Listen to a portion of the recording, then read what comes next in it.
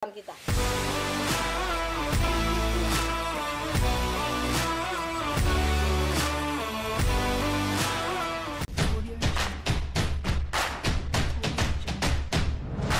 Halo pemirsa, bertemu lagi bersama saya Boro Naga. Apa kabarnya semua pemirsa pada hari ini? Semoga semua pemirsa dalam keadaan baik-baik saja ya. Baiklah pemirsa, sebelum saya nak buat reaction, saya akan ceritakan ada berita yang sekarang ini tengah viral di Malaysia ini.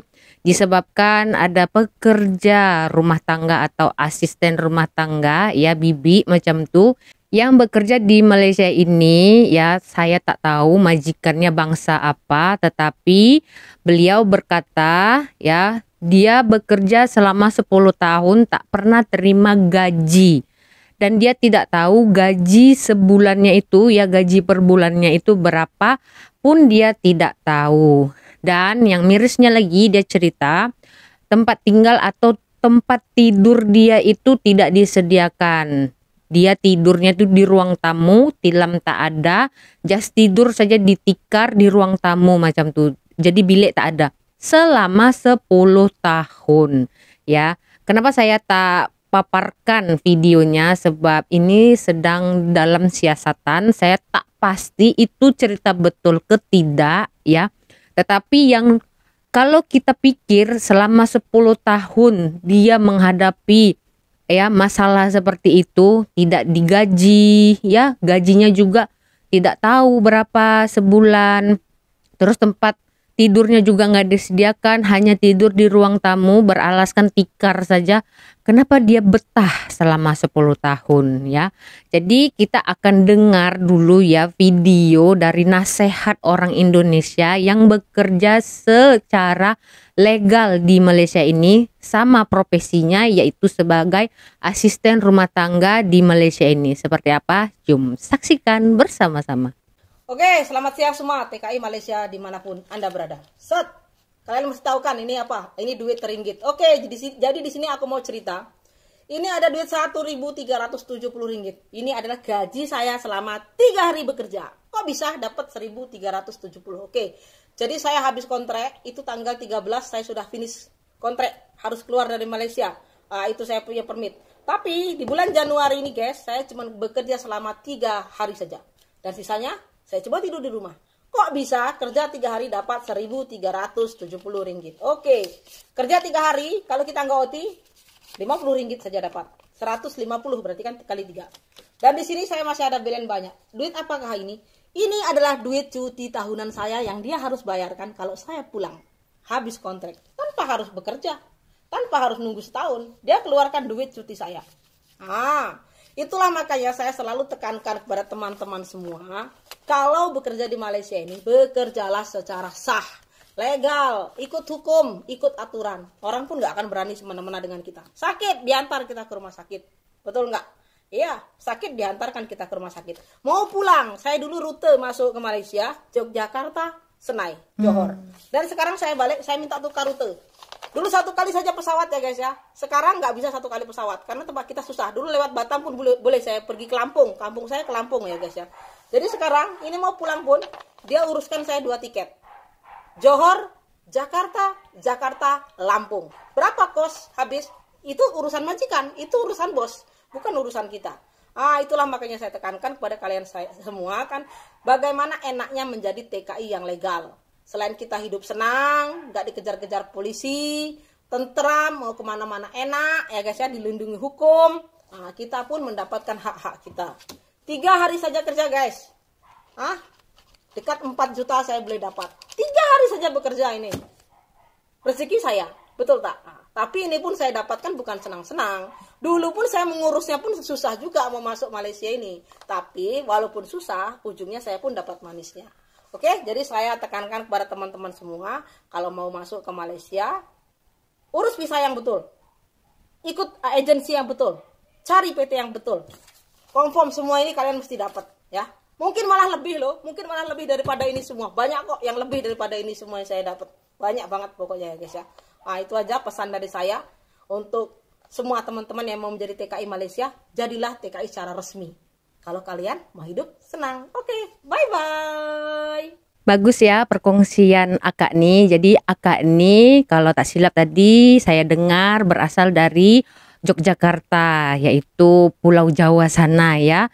Dan beliau ternyata bekerja secara legal. Lihat ya betapa spesialnya jika kita bekerja secara legal di negara orang. Tak kisah lah ya, tak kira itu di Malaysia, di Singapura, di Brunei, tapi saya rasa di Brunei dengan Singapura tuh memang susah lah untuk jadi ilegal ya kan.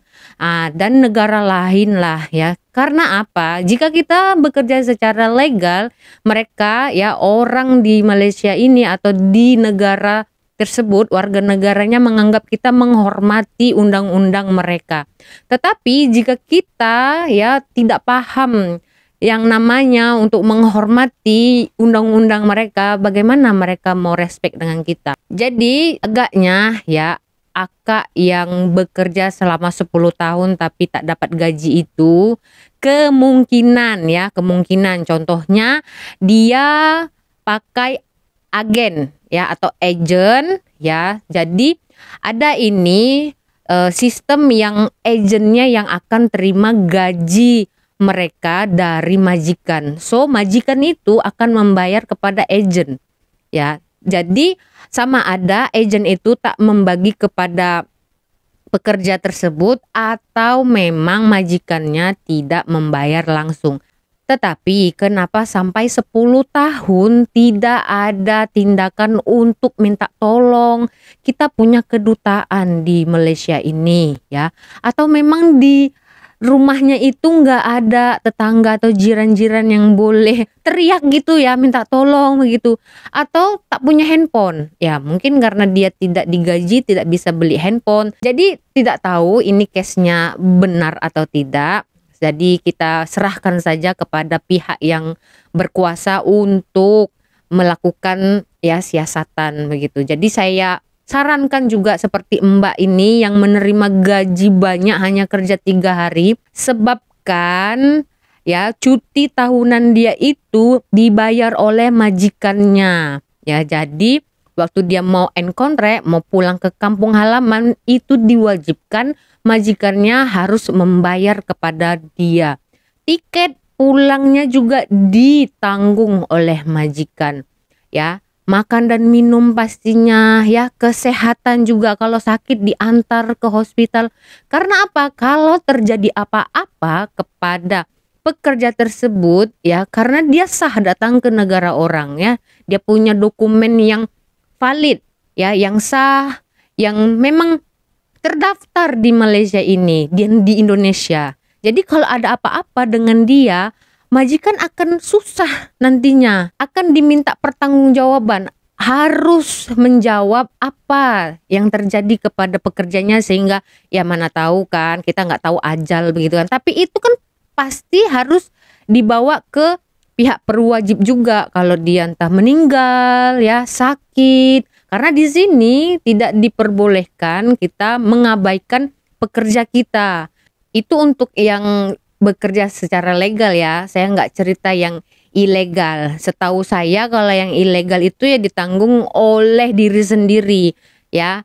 Sebenarnya yang ilegal ini, yang lari-lari ini ada sebenarnya ya kabel-kabelnya untuk menolong mereka mencari pekerjaan. Jadi kebiasaannya yang mencarikan pekerjaan untuk mereka itulah ya agen dia, yang selalunya menerima gaji mereka dari majikan. Jadi ada orang ketiga gitu, orang tengah maksudnya ya, orang tengah dari majikan ke agen ya, terus nanti gaji itu dikasih ke pekerja. Nah pasti ada itu potongan kan.